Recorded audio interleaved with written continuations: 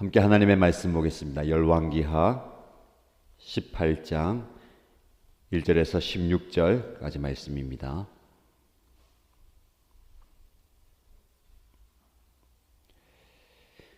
오늘 저와 여러분들 함께 묵상할 말씀은 열왕기하 18장 1절에서 16절까지입니다. 함께 읽겠습니다. 이스라엘의 엘라 왕의 아들 호세아 제3년에 아하스의 아들 히스기야가 유다 왕이 되었다. 그가 왕이 되었을 때에 그는 25살이었다. 그는 예루살렘에서 29회 동안 다스렸다. 그의 어머니 아비는 스가랴의 딸이다. 그는 조상 다윗이 한 모든 것을 그대로 본받아 주님께서 보시기에 올바른 일을 하였다. 그는 산당을 헐어버렸고 돌기둥들을 부수었으며 아세라 목상을 찍어버렸다. 그는 또한 모세가 만든 구리뱀도 산산조각으로 깨뜨려버렸다. 이스라엘 자손이 그때까지도 느수단이라고 부르는 그 구리뱀에게 분향하고 있었기 때문이다. 그는 주님이신 이스라엘의 하나님만을 신뢰하였는데 유다 왕 가운데는 전에도 후에도 그만한 왕이 없었다. 그는 주님에게만 매달려 주님을 배반하는 일이 없이 주님께서 모세에게 명하신 계명들을 준수하였다. 어디를 가든지 주님께서 그와 같이 계심으로 그는 늘 성공하였다. 그는 아시리아 왕에게 반기를 들고 그를 섬기지 않았다. 그는 가사와 그 전 경계선까지 또 망대로부터 요새화된 성읍에 이르기까지 블레셋을 모두 쳐부수었다. 히스기야 왕 제4년 곧 이스라엘의 엘라의 아들 호세아 왕 제7년에 아시리아의 살마네셀 왕이 사마리아를 포위하여 새해 만에 그 도성을 함락시켰다. 곧 히스기야 제6년과 이스라엘의 호세아 왕 제9년에 그들이 사마리아를 함락시킨 것이다. 아시리아 왕은 이스라엘 사람들을 아시리아로 사로잡아가서 그들을 한라와 고산 강가의 하볼과 메대의 여러 성읍에 이주시켰다.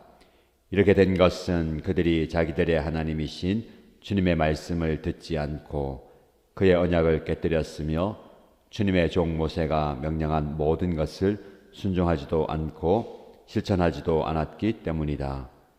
히스기야 왕 제14년에 아시리아의 사네립 왕이 올라와서 요새화된 유다의 모든 성읍을 공격하여 점령하였다. 그래서 유다의 히스기야 왕은 라기스에 와 있는 아시리아 왕에게 전령을 보내어 말하였다. 우리가 잘못하였습니다. 철수만 해주시면 요구하시는 것은 무엇이나 드리겠습니다. 그러자 아시리아 왕은 유다의 히스기야 왕에게 은 300달란트와 금 30달란트를 요구하였다. 그리하여 히스기야는 주님의 성전과 왕궁의 보물창고에 있는 은을 있는 대로 다 내주었다.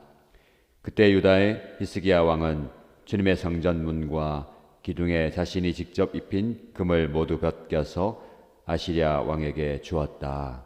아멘. 말씀의 은혜가 넘치는 오늘 하루 되시고요. 말씀을 통해서 영적 깨달음과 깨뜨릴 바를 깨뜨릴 수 있는 귀한 시간 되면 좋겠습니다. 오늘 본문의 말씀에 아하스의 아들 히스기야가 유다 왕이 되었다라고 말씀합니다. 오늘 계속해서 북쪽 이스라엘과 유다의 왕들의 이야기를 살펴봅니다. 그 왕들에 대한 평가가 왕이 소개될 때마다 나오는데 오늘 히스기야는 다른 왕들과는 다른 칭찬의 평가가 소개됩니다. 3절 말씀에 그는 조상 다윗이 한 모든 것을 그대로 본받아 주님께서 보시기에 올바른 일을 하였다. 대단한 칭찬이죠. 다윗이 한 모든 것을 그대로 본받아. 다윗은 선한 왕의 본입니다. 그 다윗의 모습을 모든 것을 그대로 본받았다. 참 좋은 모델을 그대로 본받았다. 여기서 우리가 좀 집중하고 싶은 것은 모든 것을 그대로. 본 바를 배우고 들은 바를 실천하는데 그대로 본받았다. 어쩌면 참 좋은 모델이 있으면 그대로 본받고 싶어요. 말하는 것과 행동하는 것과 살아가는 모습 그대로 본받는다. 마치 복사한다는 것처럼.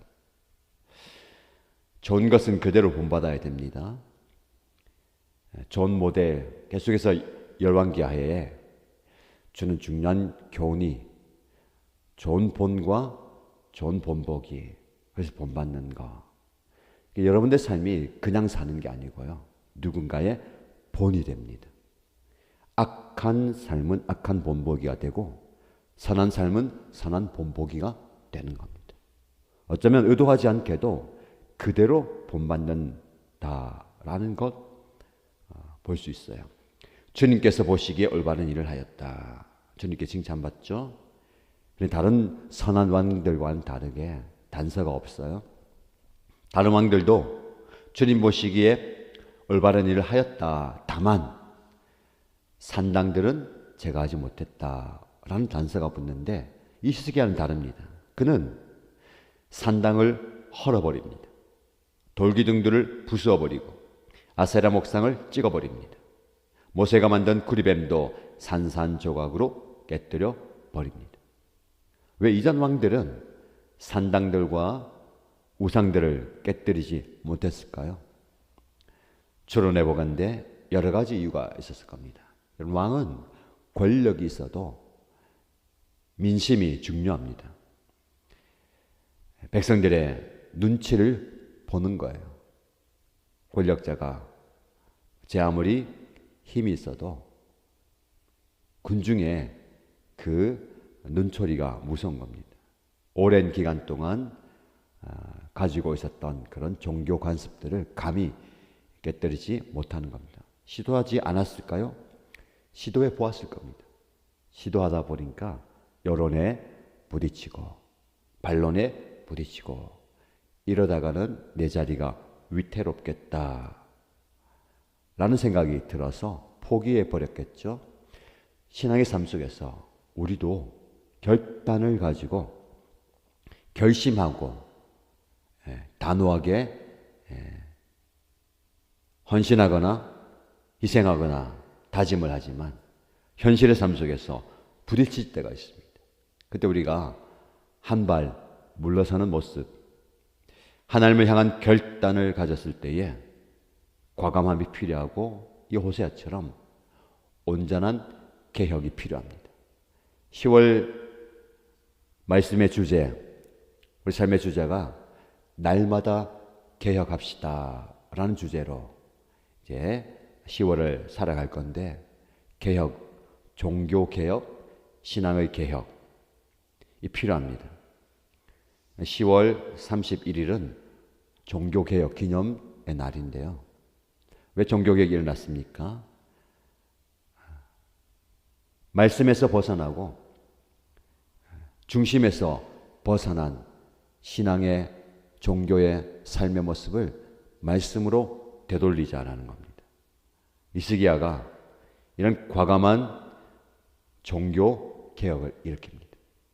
깊이 뿌리 내려 있는 산당, 우상, 심지어 모세가 만든 구리뱀, 광야에서 불순종으로 불뱀에 의해서 죽어갈 때에 구리뱀을 만들어서 높이 장대에 세울 때 그 구리뱀을 본 사람들이 낫게 됩니다.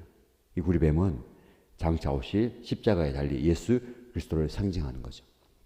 근데 그것을 우상시하는 거예요. 거기에다가 분향하고 제사 드리는 그것을 깨뜨려 버립니다. 엄청난 반대를 겪지 않았겠어요. 소중하고 중요한 가치도 깨뜨리는 거. 오늘 본문의 말씀에 이 말씀을 집중해 보세요. 산산조각으로 깨뜨려 버렸다. 완전한 종교개혁이 일어나는 겁니다.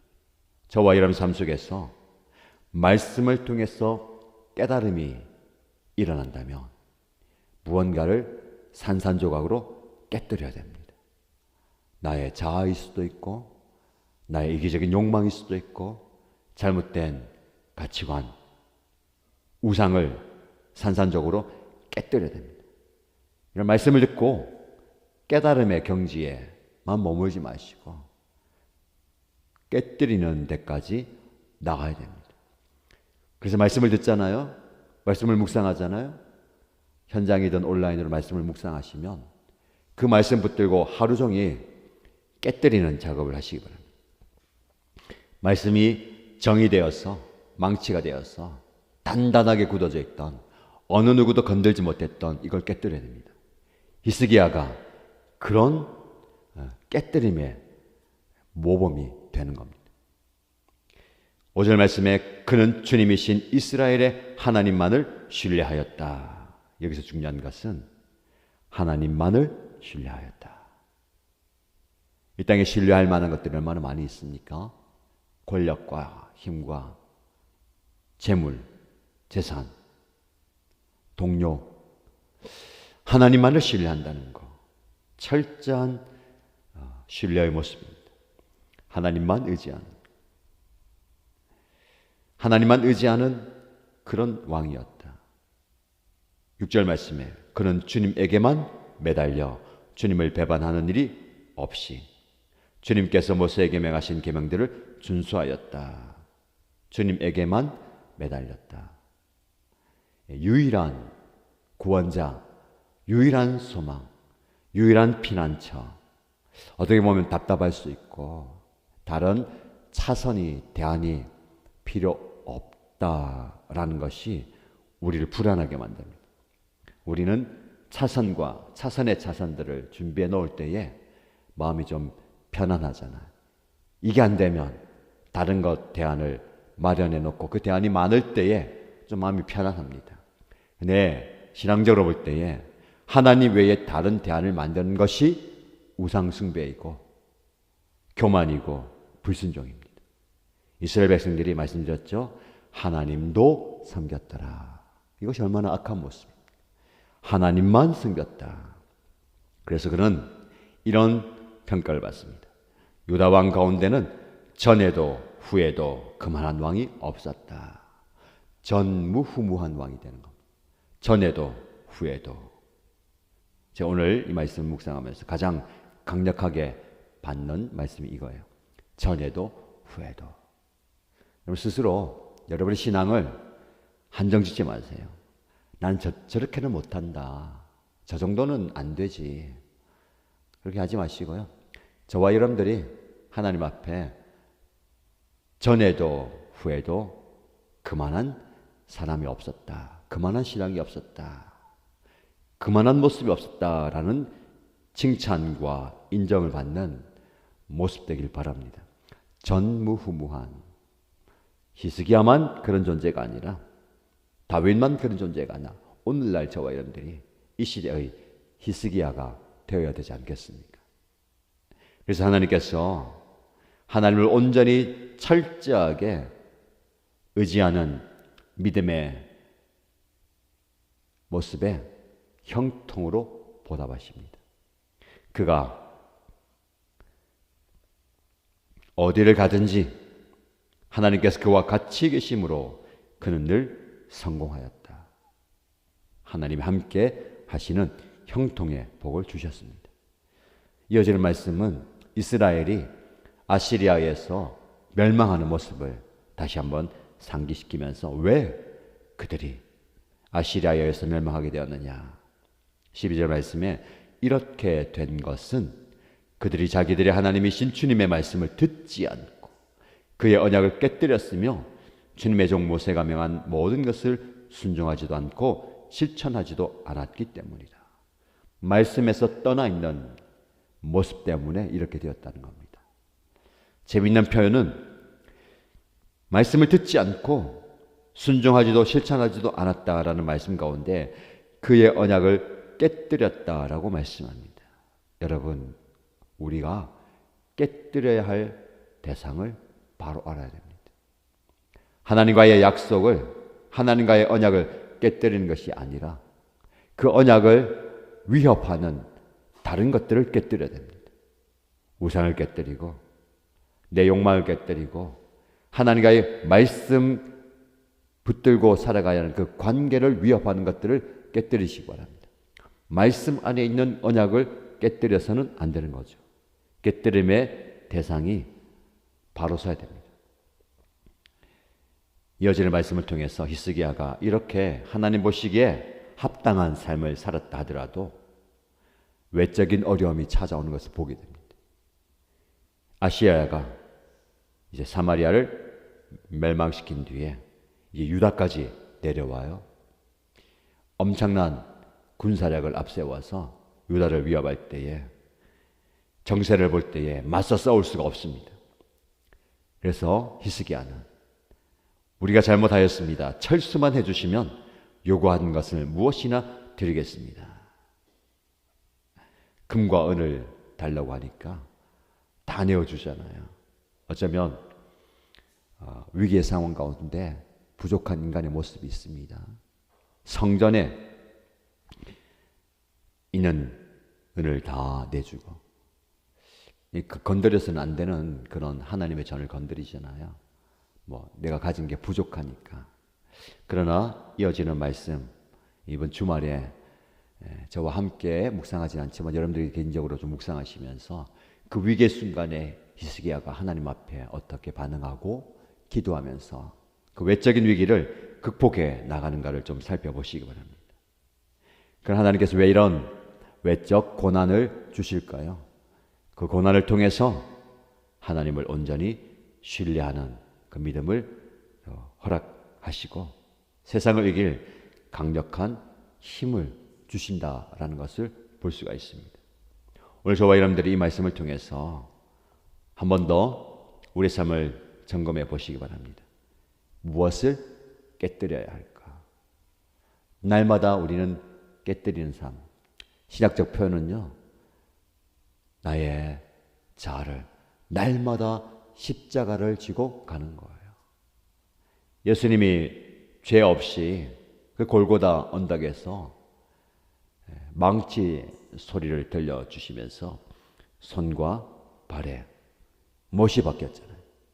그 큰 그 망치 소리가 우리의 자아를 깨뜨리고 우리의 욕망을 깨뜨리고 우리의 우상을 깨뜨리는 그 소리가 되길 바랍니다. 오늘 여러분 삶 속에서도 이 소리가 들리길 축복합니다. 나의 자아를 깨뜨리는, 내가 깨뜨릴 바를 깨뜨리는, 그래서 하나님 앞에 철저하게 낮아짐으로 하나님께서 베푸시는 형통의 은혜를 경험하는 오늘 하루가 되시기를 주님의 이름으로 축복합니다.